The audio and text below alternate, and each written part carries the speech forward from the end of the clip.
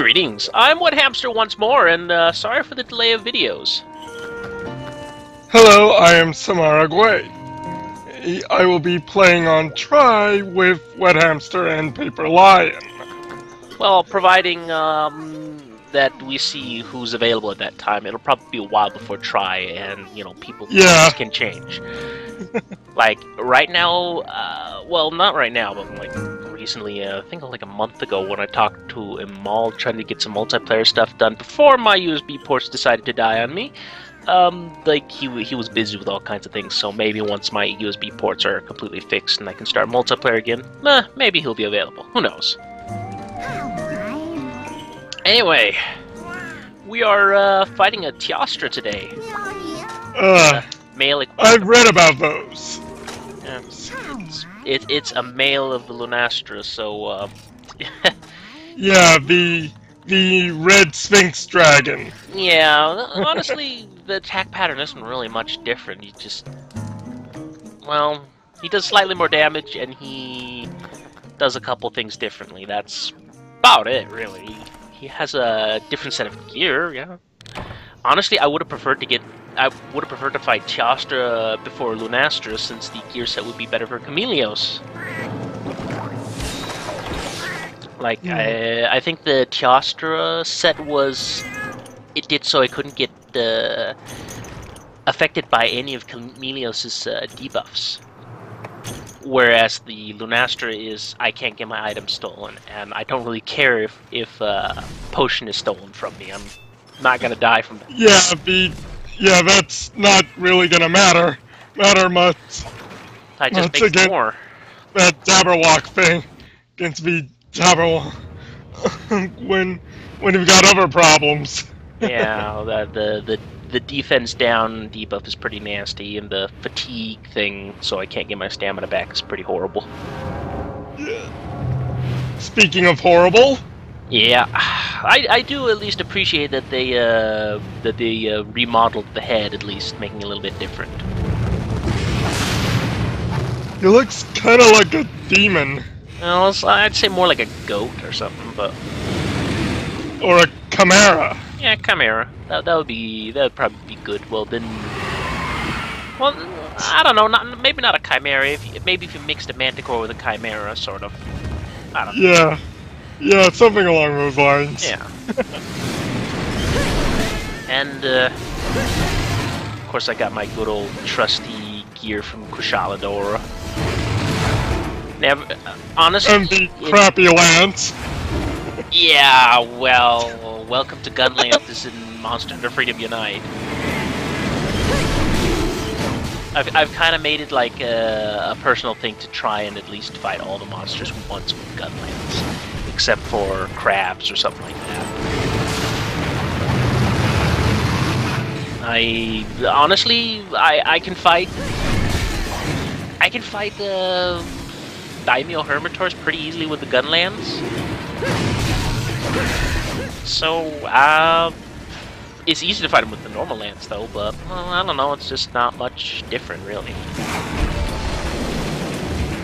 And I believe, like, Paperline explained this, that lances also has like 10% impact. So because they have impact, that means they don't bounce off of things that are weak to impact, or something like that. Which is the Daimyo Hermitor's shell and the skull on its back.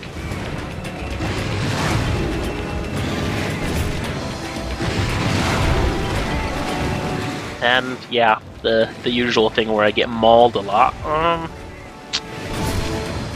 I am the worst hunter. I did die to Blangos. I'm never gonna live that down though. I still need to die to Kelbies or something. Then again, that's actually pretty easy to do in Monster Hunter Try because because the Kelbies actually do attack in that game. Yeah, the Kelbies are actually they're jerks. They're really aggressive. So like if you played Freedom Unite, in Try, believe me, there's another monster that you will hate. Well, I have played Try all the way. Well, not the multiplayer stuff. So there's plenty of things I hate in Try, but no, Kelbies are kind of jerks in that game. And, you know, you'll be gathering something and then they'll knock you over. And you won't really think much about it because it's just these, oh, it's the harmless deer monsters. They're not going to do me anything. Okay, so I have low... Oh,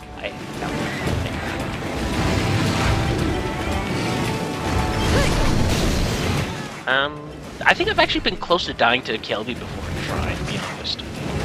Just because I wasn't paying attention and I was ignoring the Kelby because I was gathering items.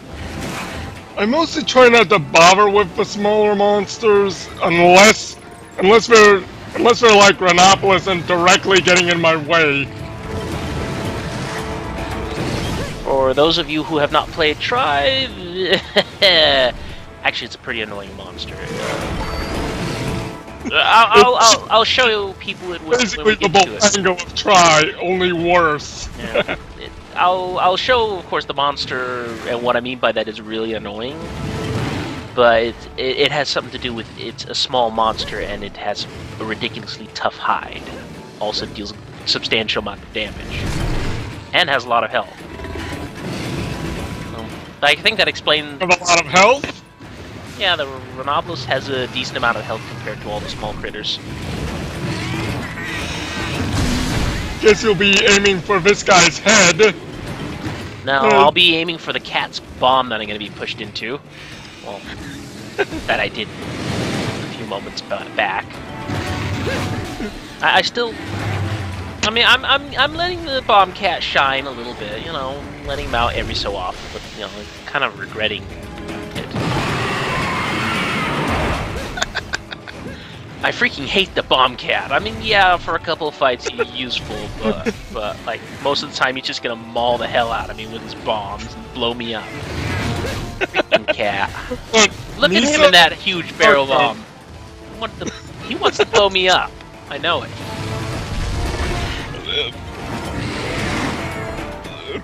Well, he just blew himself up. Yeah, they kind of suicide with the large barrel bomb. Actually, it was a really poor choice to bring a bomb cat or any cat that can deal damage. If you're, fighting Lunas or Teostra, because if he flinches the head right before he's about to break, well, then you gotta start all over with the flinching process to get that one last flinch before the head breaks. So yeah, because it has to be Dragon Element. Yeah. That's gotta be annoying.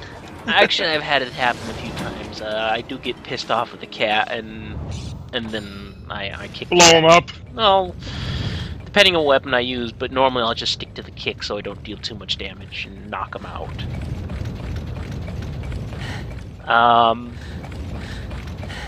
But what's it called? Teostra. Oh, wonderful jump cut of mine. But yeah, Teostra has exactly the same breaks as Lumastra. Let's not be, Yeah, and I'm assuming you're breaking the face first.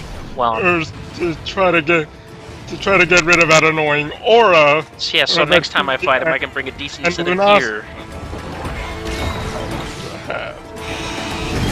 Oh, I love having the shield. I feel... I've started using, like, when I'm farming them, now that I have a good Dragon Element longsword, something that people will see in the future. I don't have it yet, recording-wise, but, like, I have it now. The longsword's a really good weapon against Teostra, but I just... Ooh, that shield, it's... Once you get used to it. I'm a primarily longsword user as well. Honestly, I do a little of this and a little of that. I'm not really a master of any of the weapons, but I know how to use all of them okay-ish.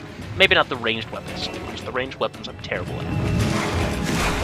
I'm probably a little better at the ranged weapon, specifically the bowgun, at least.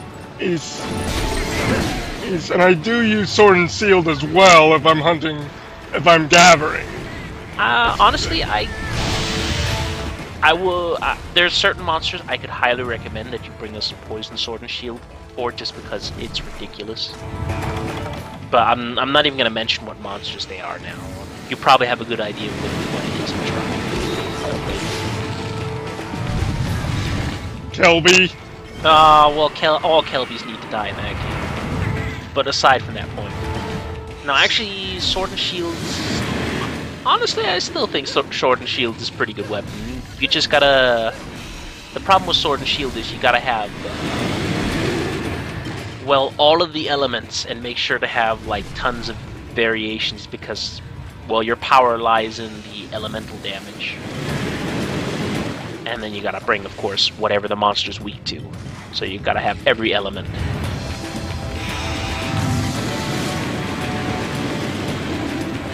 Oh, I hate fighting in the volcano at night. So much lava everywhere, and the monsters just stand around in it all day long.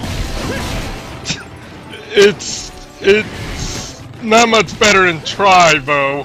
No. I actually hate the volcano map in Tri. Especially, I'm just gonna say it now, fucking powder stones. And there are two monsters that are really bad because they are in the volcano. Uh-huh. Oh. Yeah. Oh. It's gonna be amazing. We won't be seeing either of them until late game. No. Game and Try. But you can probably guess who they are. I can probably wait as long as I need to do before I have to fight them. But most likely what'll happen is honestly, while I'm waiting to do like Freedom Unite multiplayer stuff, I'll probably start the voting polls for what character I should make, and like the starting tutorial for Try, just to get that sort of started. And then let people take people have a long time to vote, because honestly, the Freedom Unite stuff, multiplayer, I have to work around people's schedules. It takes a while. But I'll probably have pre-recorded all the single player stuff. Maybe get some commentary on it at some point, and then slowly release the videos. Just so at least people have maybe weekly content, depending on how much I actually have and how fast things are going. Right. Well, it's kind of my plans, and also I think, like, I know the live commentary and the post commentary aren't going to match up, because I've done the live commentary and the video recordings like ahead of time. I actually have all the way up to. I'm actually like. I've done a few missions in. Well, I've gotten to some of the last single player missions, let's put it that way. The end game. Yeah, the end game, pretty much, in the single player. And like there at that point, I'm looking at all the high rank armors, and I'm like sitting and going like, oh, maybe I should just. Oh man, do I really want to do a armors video for bonus content? I mean, I really do. Oh man, this is gonna take forever to like get all the armors farmed in. So basically, what I'll be doing is I'll do a ranged armors video for all the unique normal rank armors, because there isn't too many changes from high rank to like normal rank armors. They'll like change one or two of the pieces, and then some of the colors. Usually, always the colors.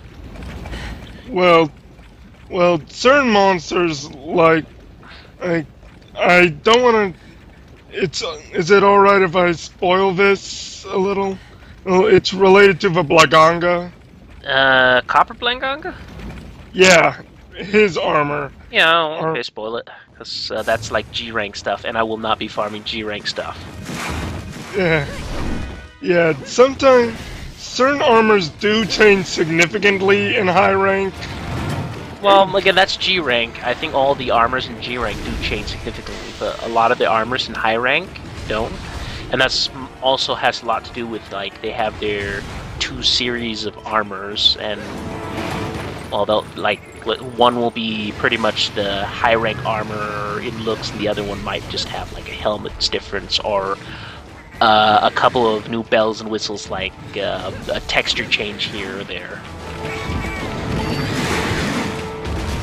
But I'm thinking like unique models. I kind of want to show them off, which I can do by just showing high rank, not high rank, sorry, normal rank armors, and which will also be easy for me to farm.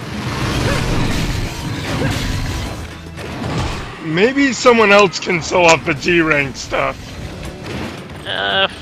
Probably, but I mean, basically, if people really want to see what the armors look like, I can highly suggest looking at the Monster Hunter wiki site, where they basically have images of all the monsters on both female and male models.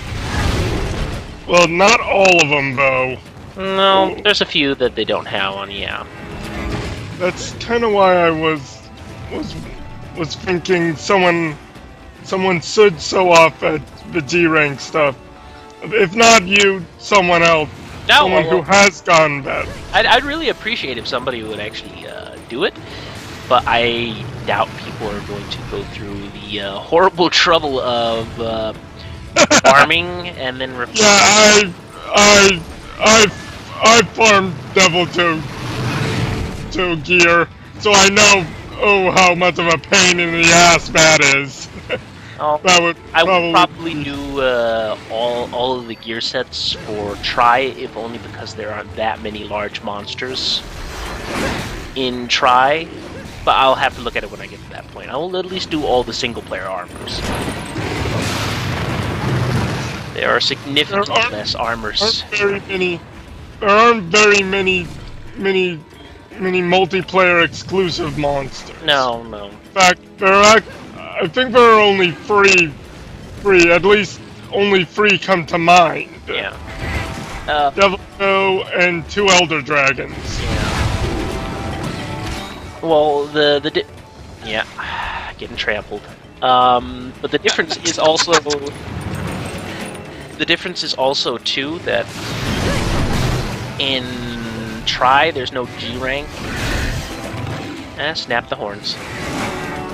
Yeah, there's no G rank and there's no subbreeds, unless you count. There's one monster you might count as a subbreed. Not really. But you know, there's no subbreeds in Try, so there's significantly less armors. No subbreeds anyway. Yeah. Now that I actually mentioned the horns, and now that they're broken, I actually have something to tell about the horns. There's something very rare Teostra will actually do. And I think it's only Teostra that does this.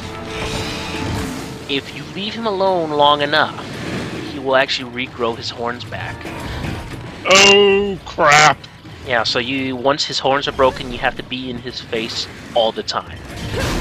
I have never had this happen to me before, but they do mention that it is rare, and he will have done that eventually. Oh boy! Nope, didn't get out of the way of the explosion. Darn. Also, another thing to note is the only real major differences between Teostra and Lunastra is Lunastra will sort of roll her head in the direction that she will be charging in. Teostra just charges. So there's... At least Lunastra gives you like a sign on which direction she's gonna charge in. Teostra is just unpredictable. No, not too unpredictable. You can tell. It's just... It doesn't give much warning. But something Teostra does not do, when he swipes his tail backwards, he doesn't do the whole spreading the powder and big explosions behind him. He does not do that. That's Lunastra only. So, in a sense, like, I guess Lunastra is more dangerous from behind and Teostra is more dangerous from up front. I don't know.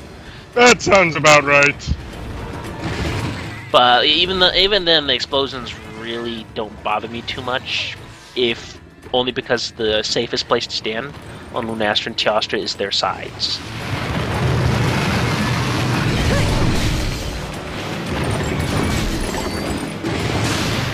Oh, I love the shield. And block. You know, Stop.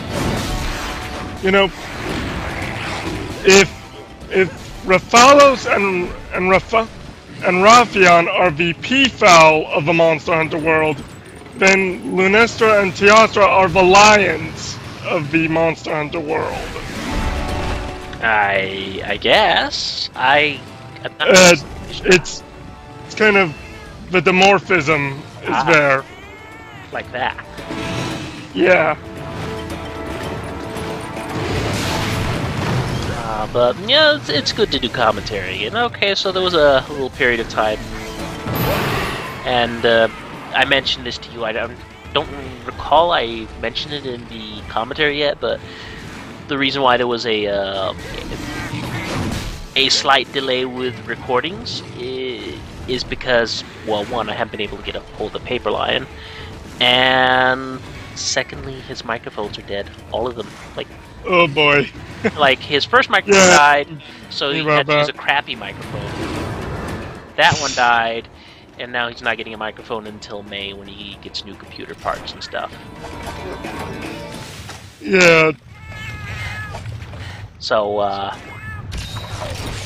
while I agreed to, like, do a lot of these videos with Paper Lion, it's just, it's not worth the trouble of waiting. Plus, I'm sending this computer in, so yeah, I'd like to at least get all the 6-star videos out.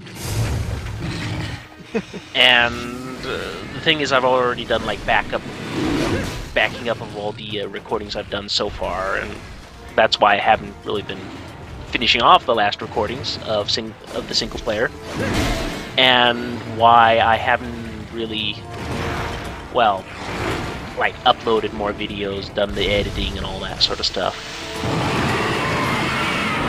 I'm kind of like on standby until I get my computer back and the USB ports fixed. I hate it when I'm pressed up against a corner and I'm not sure exactly what to do. I was about to say Lunastra, but what Teostra is going to do. But still, it irks me so much to fight in the volcano at night. Oh, there's just the I would appreciate. Don't worry, I hate fighting in the volcano too. Yeah. Oh, it's just, there's not really much to say about it other than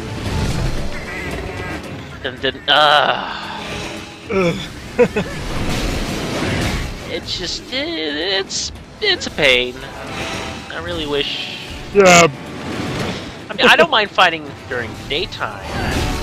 That's just because there's lava in the way everywhere. I mean, it would be nice if you could just, you know, what would be really nice is what will make terrain negate more useful is if you could actually walk into the lava, but you took damage over time, or at least just into like the shallow areas of the lava.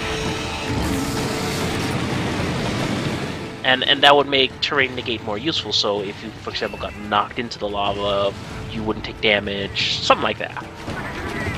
Rather than it being an impassable wall where you take damage by pressing up against it. And why would you ever do that? Like, the only reason to have terrain negate is if you're fighting Lunastra and Teostra. Only reason.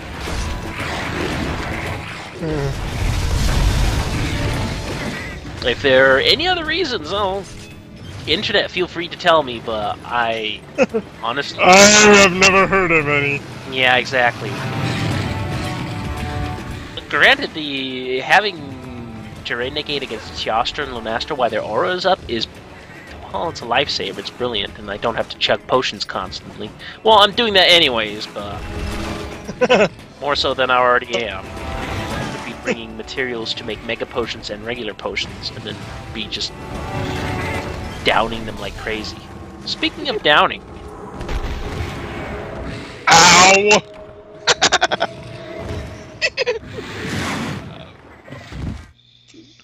you got your ass whipped by Hellboy. yeah, not too proud of that, but you know, like there's like, but you know, it's not that bad because there's only like a couple minutes of the fight left. So I'm not even gonna bother go in there, run up to Teostra and go like, "Hey, oh, you left. Damn it. Or am I? Oh, I guess I am. I recall incorrectly. Oh well. There we go. Like I said, that this is what would happen if I even bothered trying to hit him. And he flies through the ceiling. Yeah, that's something I really don't understand. Like, they always fly through the ceiling. I think it was with Lunastra, I was following the shadow of her while she's flying away, and like, I would try to look up, but no. She was through the ceiling, so you couldn't see her.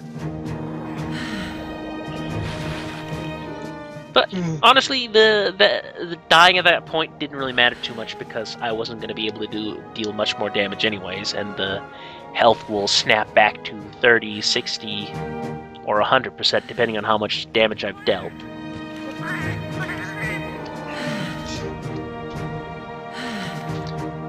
I think in this case I probably got her down to, not her, but him down to 30-some% or lower, so he will snap back to 30-some%.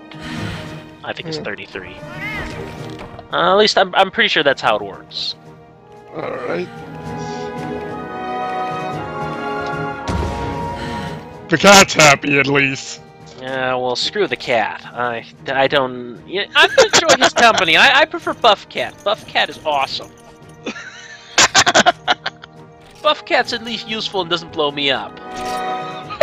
Hell, even Trapped Cat makes traps and doesn't blow me up as much. But I'll see you in the next video. Alright.